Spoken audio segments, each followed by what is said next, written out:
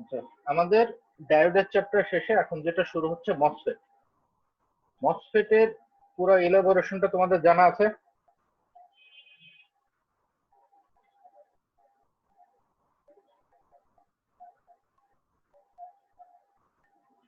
MOSFET কাকে বলে বা এটা এলাবোরেশন কি? আমি যদি লিখি metal oxide, semiconductor field effect transistor. Metal oxide semiconductor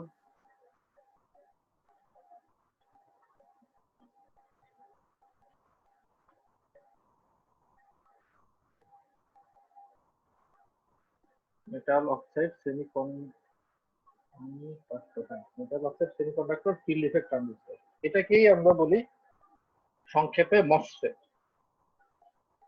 তাহলে এই জিনিসটা আসলে কি? আমরা যদি বলি metal oxide semiconductor field effect transistor, এটা বলতে কি বোঝানো হয়? যে এটার নামটার দিকে যদি একটু খেয়াল করি, প্রথম যে পার্টটা আছে মেটাল অক্সাইড সেমিকন্ডাক্টর, এই অংশটা আসলে বোঝানো হয় এটার স্ট্রাকচারটা কিরকম সেটা আমরা এরপরেই দেখবো এটা স্ট্রাকচার কি টাইপের। তো স্ট্রাকচার বোঝানোর জন্য আমরা এই অংশটা ইউজ করি, metal oxide semiconductor. Field effect transistor বলতে যেটা বোঝানো হয় যে এটা কাজ করবে একটা ফিল্ডের ইফেক্টের উপর বেস করে, মানে একটা ইলেকট্রিক ফিল্ড থাকবে, সেই ইলেকট্রিক ফিল্ডের ইফেক্টের উপর বেস করে এই মসফেটটা কাজ করবে। এবং লাস্টে যেটা ট্রানজিস্টর, ট্রানজিস্টর বলতে বোঝানো হচ্ছে যে এটা যে কোনো ধরনের একটা ট্রানজিস্টর। ট্রানজিস্টর জিনিসটা কি? ট্রানজিস্টর যদি বলি যে ট্রানজিস্টরের একদম ল্যাঙ্গুয়েজ থেকে যদি আসি, ট্রানজিস্টর কথাটা আসে হলো ট্রান্স প্লাস রেজিস্টর। তার মানে কি হচ্ছে? ট্রান্স কথাটার মানে হলো যেটা চেঞ্জ হয়, সেটা হলো ট্রান্স।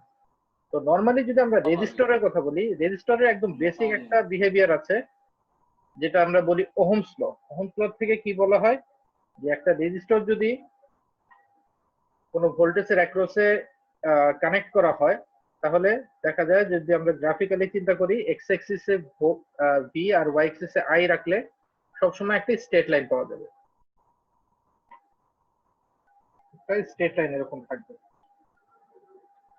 এটাকেই বলা হয়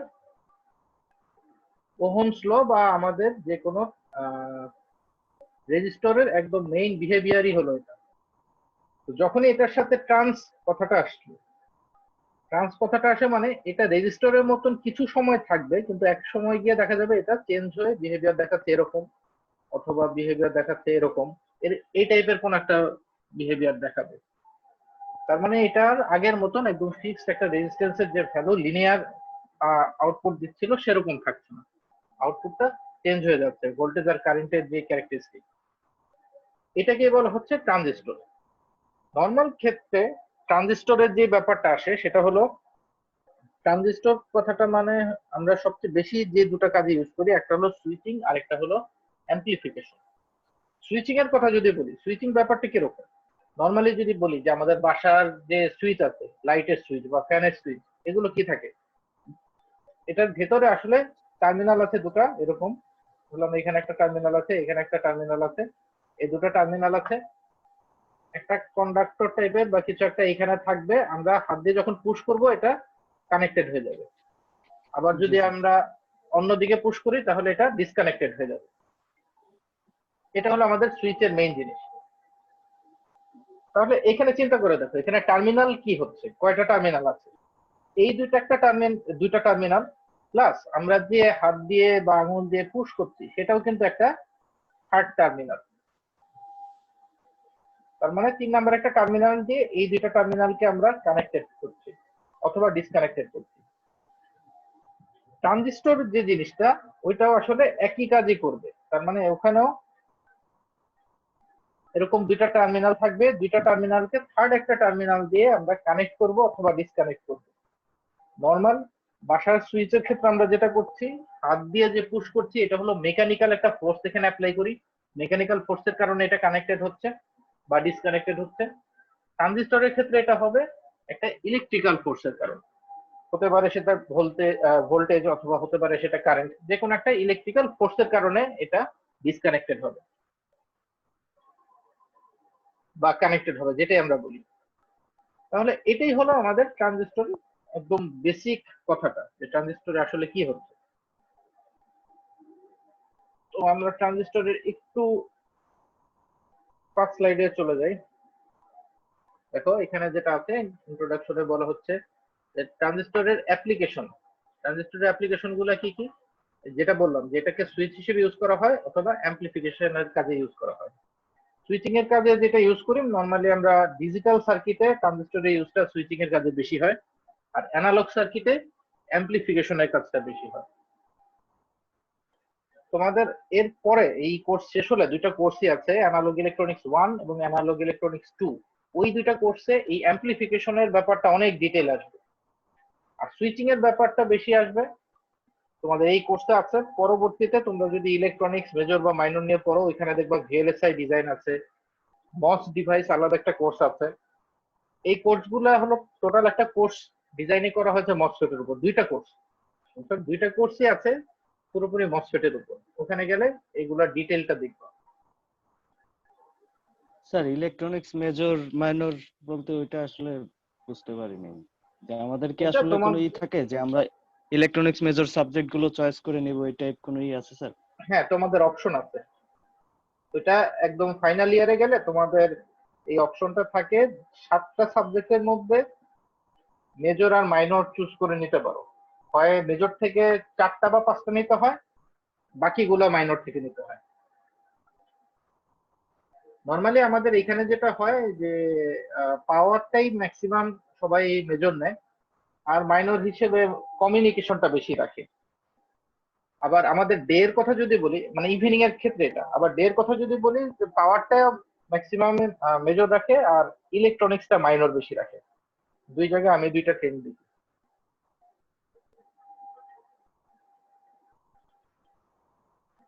তো ওইটা তোমরা যখন ওই যে 6-7 সেমিস্টারের দিকে যাবো তখন এইগুলা নিয়ে তোমাদের সাথে আলোচনা করবে, তোমাদের কোঅর্ডিনেটর স্যার বা অন্য সব যারা কোর্স টিচার আছে তারা তখন বলবে কি করবে।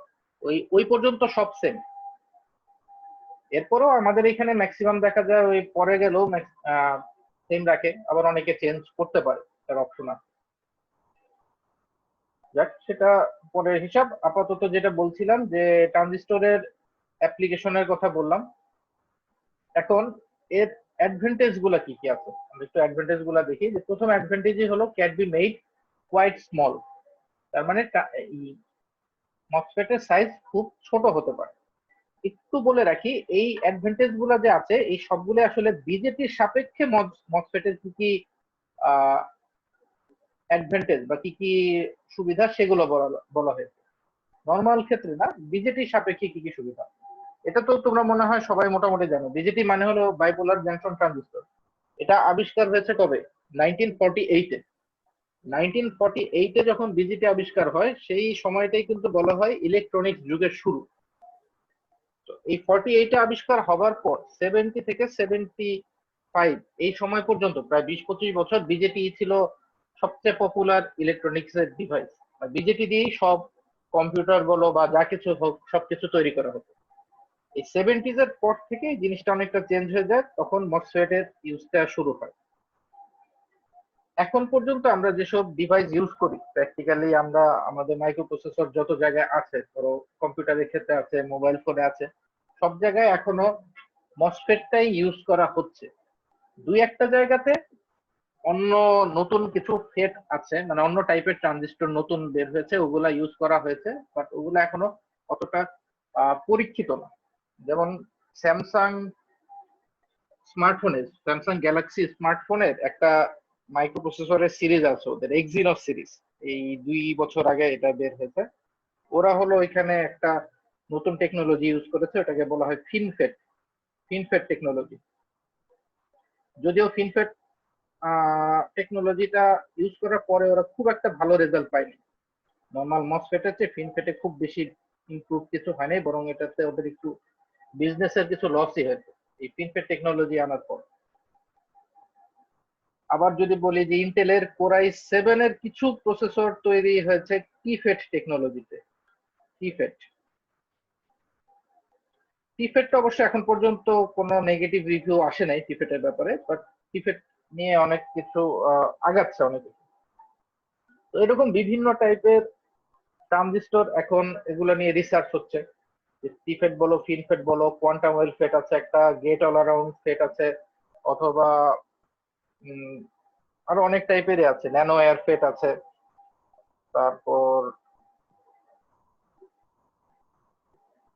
ভি ফেট একটা আছে, ভ্যাকুয়াম ফেট, এই টাইপের অনেকগুলা ফেটই এখন আছে। কিন্তু কোনো কোম্পানি আসলে এসব ফেটের দিকে একবারে চলে যাচ্ছে না, কারণ একটা নতুন টেকনোলজিতে যাওয়া মানে কয়েক বিলিয়ন ডলারের ইনভেস্টমেন্ট। তো এটা যদি ইনভেস্ট করার পর দেখা যায় কোনো কারণে সমস্যা হচ্ছে, তাহলে কিন্তু বড় একটা লস। তো একদম শিওর না হয় কেউই নতুন কোনো টেকনোলজিতে যেতে চায় না। যেটা বললাম যে ফিনফেট ইউজ করে অলরেডি গ্যালাক্সি যে এক্সিনোস সিরিজটা, এক্সিনোসের কিছু লসও হয়ে গেছে, তো এটা খুব ভালো আউটপুট দেয়। তো যাই হোক, ওগুলো পরের ব্যাপার। আমরা যেটা বলছিলাম যে এখন পর্যন্ত আমাদের সবচেয়ে প্রমিনেন্ট যে ট্রানজিস্টর ইউজ করা হয় আমাদের ম্যাক্সিমাম ইলেকট্রনিক ডিভাইসে, সেটাই হলো মসফেট। এবং এই মসফেটের সুবিধা বিজেটির সাপেক্ষে কি কি কি আছে সেগুলো এখানে বলা হচ্ছে। তো প্রথমেই বলা হচ্ছে can be made quite small. এখানে যে জিনিসটা বলা দরকার সেটা হলো মসফেটের যেই মেইন যে অপারেটিং লেন্থ, যেটাকে আমরা চ্যানেল লেন্থ বলি, এর পরের স্লাইডে আমরা স্ট্রাকচারটা দেখলে দেখবো সেই স্ট্রাকচারটা অনেক ছোট হতে পারে। সাধারণত আমরা এখন যে টেকনোলজি গুলো ইউজ করি 180 ন্যানোমিটার ওই লেন্থের টেকনোলজি ইউজ করা হয়। ফিনফেটটা কিন্তু 10 ন্যানোমিটার টেকনোলজি ছিল। 10 ন্যানোমিটার বুঝাই যাচ্ছে 180-তে 10 মানে কি, 18 ভাগের 1 ভাগ সাইজ হয়ে গেছে। তো কত ছোট। আবার টিফেটের কথা যদি বলি, টিফেটটা মোটামুটি 7 ন্যানোমিটার সাইজ, মানে এই ফিনফেটের চেয়েও ছোট হয়ে গেছে। তো এগুলো আসলে খুব ছোট ছোট এক একটা ডিভাইস। আমরা এখন একটা টার্ম খুব শুনি না যে ন্যানো টেকনোলজি বা ন্যানো ইলেকট্রনিক্স, এই জিনিসগুলো আসেই এখান থেকে, যে এটা চ্যানেল লেন্থ যেটা, এটা হলো ন্যানো মিটার লেন্থ। ধরো তোমাদেরই সিনিয়র এক গ্রুপ আমার কাছে টিফেট 7 ন্যানোমিটার টিফেটের উপর থিসিসের কাজ করে গেছে, তাও আরো 2-2.5 বছর আগের কথা। তো তখন থেকে এগুলা নিয়ে অনেক রিসার্চ হতো, বা আমি নিজেও এই লাইনেই আসলে আমার রিসার্চ বা আমার পড়াশোনা যেটা বলো, ইলেকট্রনিক ডিভাইস বা পরবর্তীতে গেলে ওই যে বললাম ভিএলএসআই আছে, সলিড স্টেট ডিভাইস আছে, এইগুলো নিয়ে আমার নিজের সব পড়াশোনা। তো যেটা বলছিলাম, এই এখন যেটা আমরা ইউজ করি আসলে ম্যাক্সিমাম ক্ষেত্রে সেটা কিন্তু এত ছোট না, 7 বা 10 ন্যানোমিটার না, ওটা হলো 180 ন্যানোমিটার টেকনোলজি। যদি 180 মনে হচ্ছে এইগুলোর তুলনায় অনেক বড়, কিন্তু বিজেটির সাপেক্ষে বা নর্মাল ক্ষেত্রেও যদি চিন্তা করে 180 ন্যানোমিটার সাইজটা কিন্তু খুবই ছোট একটা সাইজ।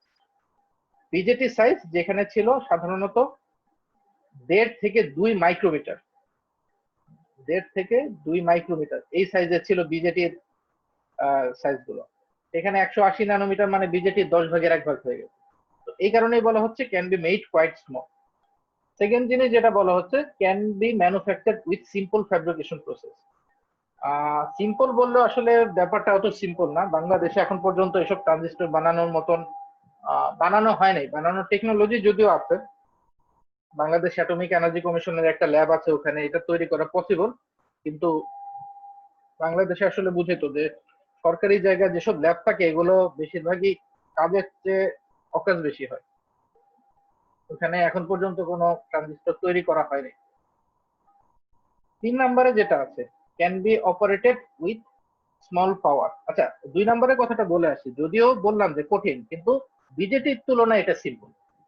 মসফেটের ফ্যাব্রিকেশনটা বিজেটি বলি বা যে টিফেট বলি বা ফিনফেট বলি, এগুলোর তুলনায় তুলনামূলক অনেক সিম্পল ফ্যাব্রিকেশন প্রসেস। তারপরে যেটা আছে can be operated with small power, এটা একটা খুব ইম্পর্টেন্ট জিনিস। আমরা যত ইলেকট্রনিকের জিনিস ইউজ করি সবসময় ইলেকট্রনিক্সে মডার্নাইজেশন বা অ্যাডভান্সমেন্ট বলতে যে 3টা জিনিস বলা হয়, তার মধ্যে একটা হলো সাইজ ছোট রাখতে হবে। এটা একটা জিনিস, যত দিন যাচ্ছে দেখবা ইলেকট্রনিক্স এর সাইজ তত ছোট হয়ে আসছে। 2 নাম্বার হলো স্পিড বাড়াতে হবে, মানে যত হাই স্পিডে কাজ করতে পারে সেটা একটা ভালো জিনিস। 3 নাম্বারই হলো পাওয়ার কনজাম্পশন কমাতে হবে, কত কম পাওয়ারে আমরা কাজ করতে পারি। তো এই মসফেটের অপারেটিং পাওয়ারটা বিজেটির তুলনায় অনেক কম। এরপরে যেটা আছে ক্যান বি ইন্টিগ্রেটেড ডেন্সলি, তার মানে যেটা বলা হয় যে আমাদের যদি একটা চিপ থাকে, ধরলাম একটা চিপ আছে, এই চিপে দেখা যাচ্ছে অনেক ডেন্সলি, মানে অনেক ঘনভাবে পাশাপাশি মসফেট ইন্টিগ্রেট করা সম্ভব। ধরো এই 180 ন্যানোমিটার টেকনোলজিতে যেটা হয় যে 1 বর্গ ইঞ্চির যদি হয় একটা চিপ, এর মধ্যে 20 কোটির বেশি মসফেট থাকে। তো বুঝতেই পারছো যে কত ডেন্সিটি এটা, মাত্র 1 বর্গ ইঞ্চির মধ্যে 20 কোটির বেশি মসফেট বসানো হয়। এরপরে যেটা আছে ক্যান বি, এটা তো বললামই, ডিজিটাল এন্ড অ্যানালগ ফাংশন, এটা ফাংশন, এটা ফাংশন। স্যার 20 ফুটের বেশি? 20 কোটি কোটি 20 কোটি, ও সরি স্যার, ঠিক আছে। 20 কোটির বেশি। এটা তো অনেক অনেক বেশি স্যার। হ্যাঁ হ্যাঁ। তাও এটা বললাম 180 ন্যানোমিটারের জন্য, এখন এগুলোর জন্য তো আরো বেড়ে গেছে। স্যার ফ্যাব্রিকেশন প্রসেসটা বলতে আসলে কি বোঝায়? এটা ফ্যাব্রিকেশন কথাটার মানে ক্লিয়ার বুঝি। ফ্যাব্রিকেশন মানে তৈরি করা, কোনো কিছু তৈরি করাকে বলা হয় ফ্যাব্রিকেশন। ও ওকে স্যার, বুঝতে পারছি।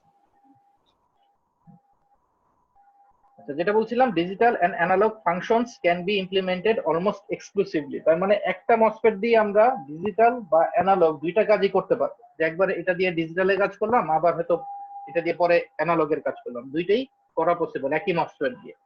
আর লাস্টে যেটা বলছে digital and analog functions can be implemented in the same IC chip.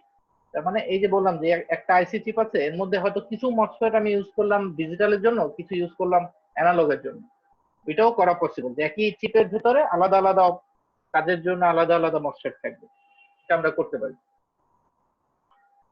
তো এই পর্যন্ত হলো আমাদের অ্যাডভান্টেজ গুলো, আসলো অ্যাপ্লিকেশনের পর অ্যাডভান্টেজ।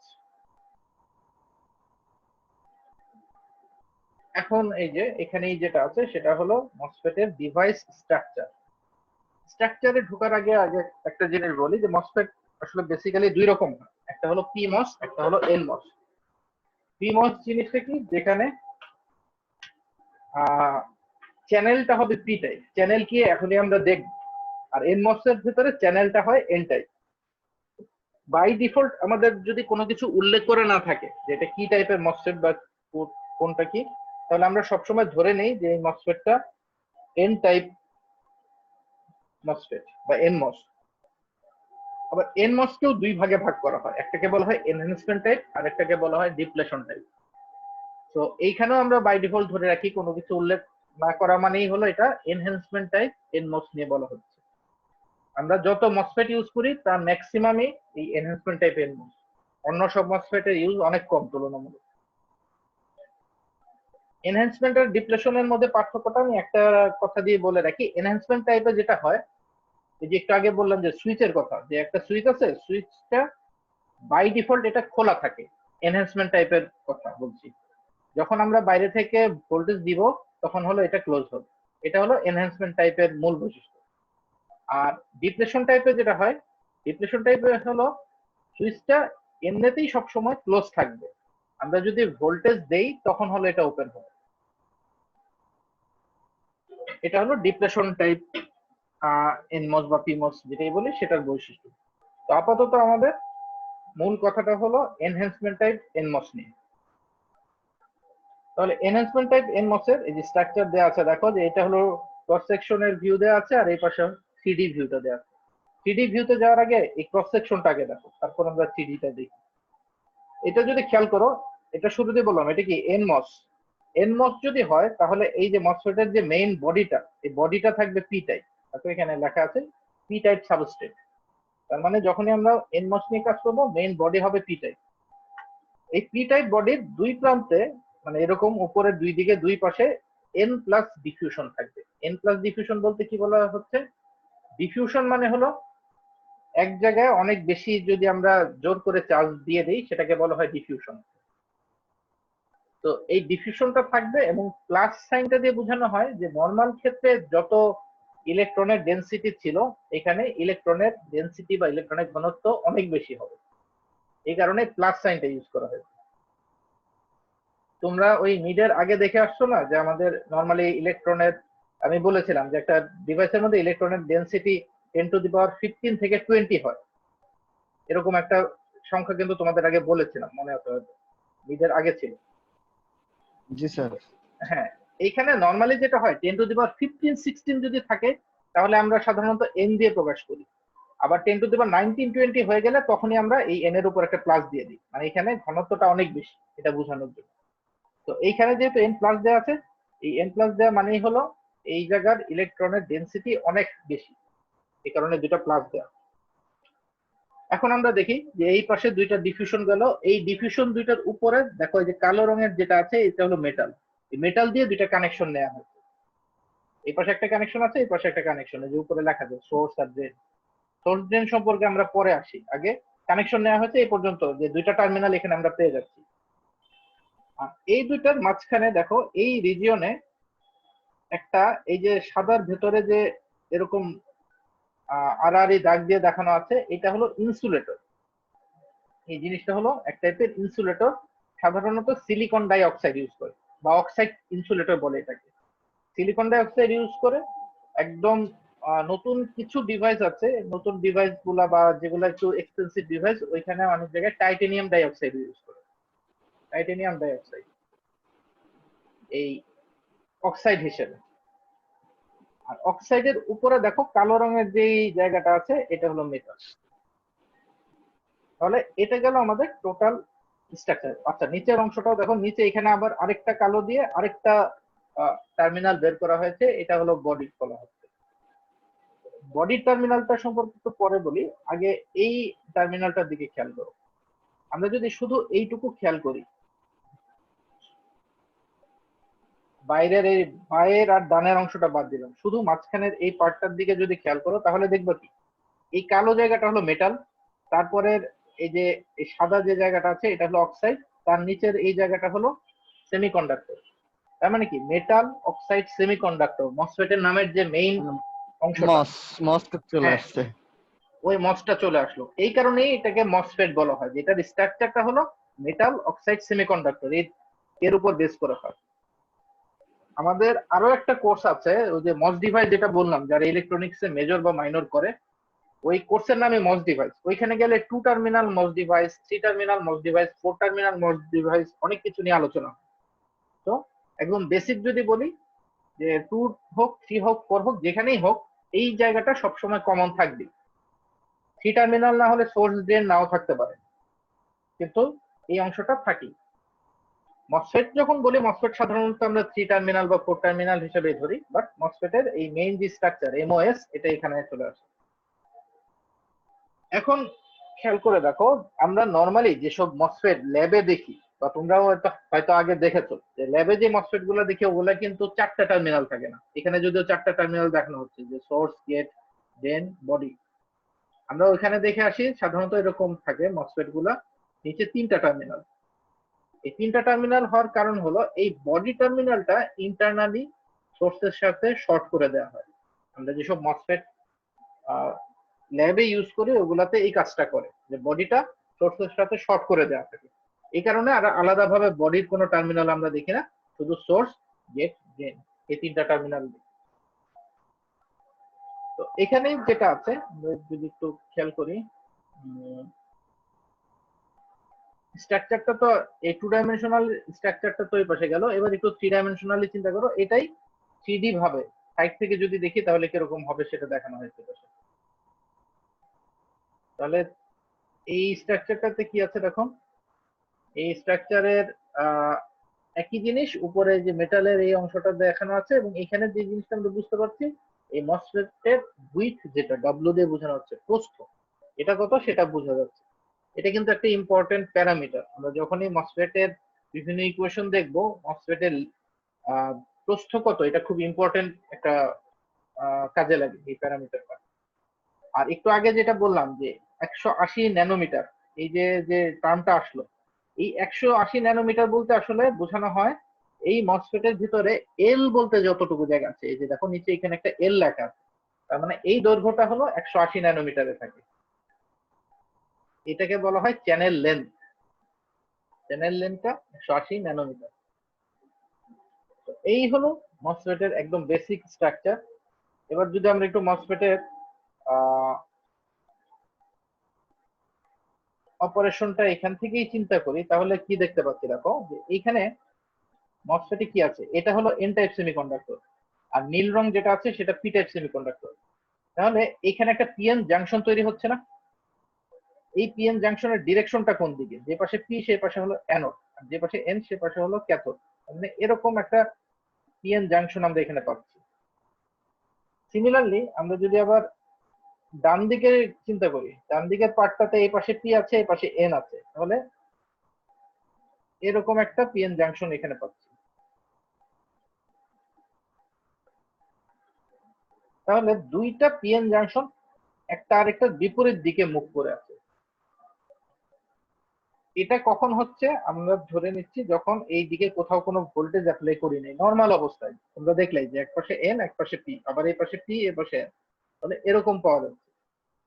এটা যদি থাকে আমরা সিম্পলি এরকম একটা জিনিস পাই। দেখো যে স্ট্রাকচার থেকে চলে আসলো এই অবস্থায়, যেরকম দুইটা পিএন জাংশন পরস্পর বিপরীত মুখে আছে।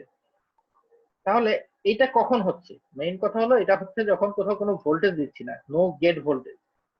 এবার যদি আমরা বলি যে এই টার্মিনালটা তো ছিল ড্রেন আর এই টার্মিনালটা তো ছিল সোর্স, এই সোর্স আর ড্রেনে যদি এখন ভোল্টেজ অ্যাপ্লাই করা হয় তাহলে কি হবে? সোর্সে ভোল্টেজ দিলে সেটা এখানে বাধা পাবে, কারণ এখানে তো আর ভোল্টেজ কারেন্ট যেতে পারবে না, এটা তখন রিভার্স বায়াস। আবার এই পাশেও যদি কোনো ভোল্টেজ অ্যাপ্লাই করি ওইটাও এখানে বাধা পাবে, তার মানে ড্রেনের এই পাশ দিয়েও কোনো কারেন্ট যেতে পারছে না, এটাও তখন রিভার্স বায়াস হয়ে যাবে। তো যখন কোনো গেট ভোল্টেজ থাকবে না, নো গেট ভোল্টেজ, তখন আমরা যে কোনো টার্মিনালেই কোনো ভোল্টেজ অ্যাপ্লাই করব সেটার কোনো ইফেক্ট আসলে থাকবে না, কারণ এই ভিতরে যে সুইচের কথা বললাম সুইচটা একদম ওপেন অবস্থায় আছে। ওই যে শুরুতে যেটা বলে আসলাম যে এরকম একটা সুইচ আছে, এরকম একটা সুইচ আছে, এটা ওপেন অবস্থায় আছে। তো এখন আমরা এই দুই প্রান্তে যেখানেই কারেন্ট ভোল্টেজ অ্যাপ্লাই করব এটার কোনো রেজাল্ট পাবো না, জাস্ট এটা এমনিই থাকবে। রেজাল্ট পেতে চাইলে কি করতে হবে? কোনো একটা টার্মিনালে ভোল্টেজ অ্যাপ্লাই করতে হবে।